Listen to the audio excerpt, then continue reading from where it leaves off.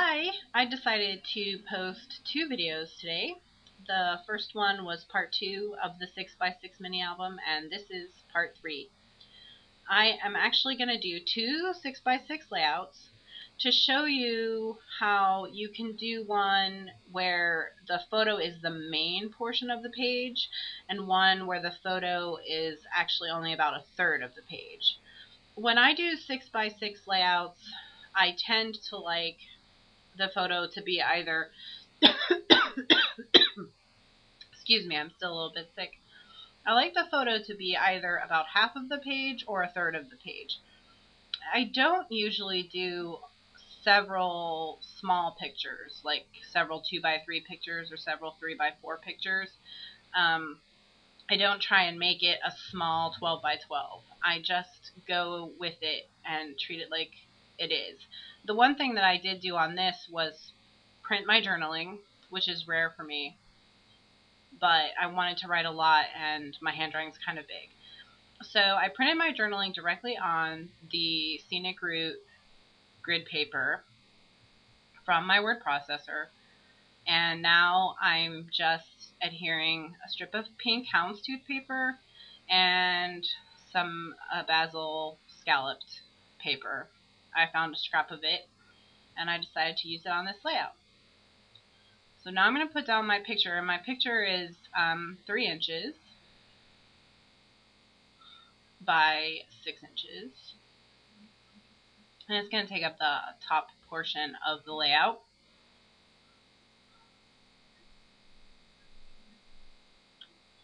And the picture was a little bit smaller than 6 inches, so I'm just going to trim off a little sliver from the edge so that it is all even. And now I'm going to add some brads, and because the journaling is about how much I love reading, I decided to put some heart brads on the page, and I'm going to do one large heart in the center and a small heart on either side.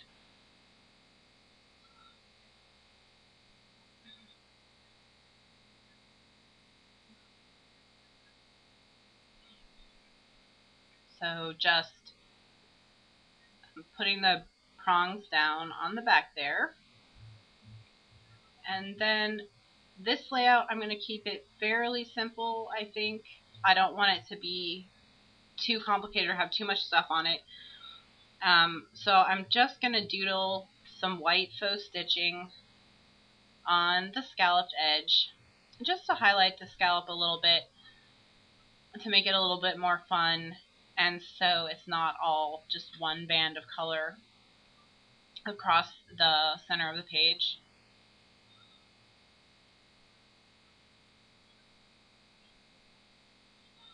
And I kept the photo black and white because I wanted this layout to be fairly simple, and that keeps it from having too many colors. So now I'm just going to ink all the edges in a black color box ink. And now I'm going to set it aside and get started on the other one. This layout it has the same journaling, it has the same patterned papers, but in this one the photo is only a third of the page. The journaling is a third and the decorations are a third.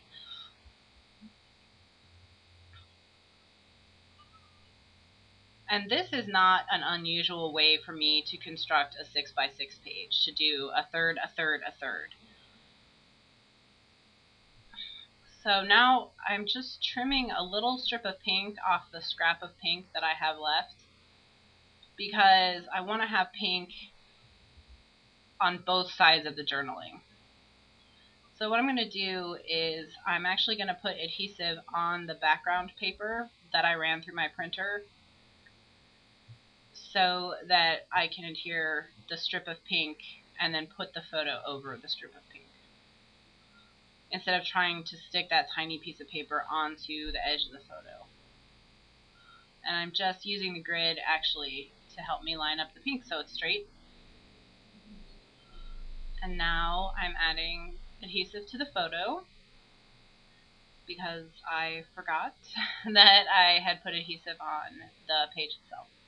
But that's okay. The adhesive for the ATG is very inexpensive, so I use a lot of adhesive and I don't stress about it. So I'm going to put the pink at the bottom,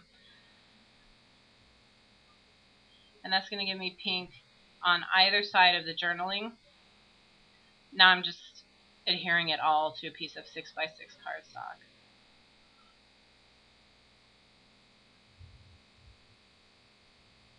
Which was the first thing I did in the last layout.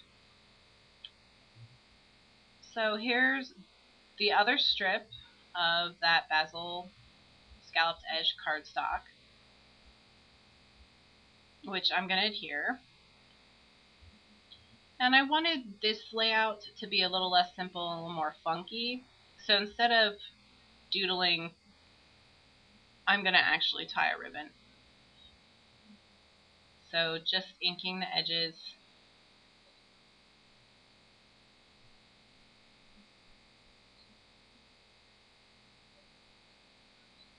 And what I'm going to do is I'm actually going to use two pieces of ribbon. One I'm going to just adhere straight across the page. And what I've done is I've laid a line of adhesive down. And now I've pressed the ribbon onto it. And I use a combination of ATG and Scotch tape on the back of layouts where I do ribbon like this.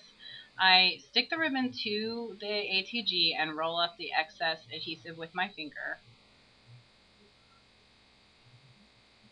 And then to keep the ribbon from catching on things like the page behind it in the page protector or anything like that, I always cover the ends with some acid-free photo tape.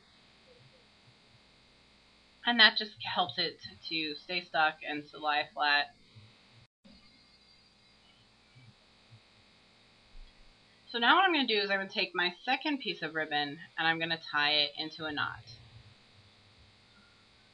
Just like I did with the cover. And I do it this way because I'm pretty incompetent at tying ribbon. So if I tie it in a knot and then adhere it to the page, I have more control. I can redo it, I can retie it, that sort of thing. Just using my ribbon scissors. When you're cutting ribbon or any kind of fabric, your scissors should be extremely sharp. These scissors I only use for cutting fabric. They're extremely sharp, and I dedicate them for that purpose. Now I'm just putting a glue dot on the back of the little bow, and I'm going to stick it to the ribbon. And I didn't do this on purpose, but I actually lined the ribbon up so the pattern on the ribbon that's tied in a bow matches the pattern on the ribbon beneath it, so I thought that was pretty cool. Now I'm just adding a heart-shaped brad, because again, the theme is about love, loving to read, and I like the heart symbolism there. And it's pretty simple and fun just to have the one brad there. So here's the layout up close. You can see the picture and the strips of pink and the journaling that I printed so I could get a lot on there. And there's the bow and how it lines up perfectly. And then let me grab the first one. You can see it's much more simple. The picture and the journaling are much more the focus. And there's the hearts, and you can see the doodling. And that's the 2 pages. So I hope you got some ideas for 6x6 layouts. Each month I'll be posting a new layout with the books that I've read. I hope you enjoy, and thanks for watching.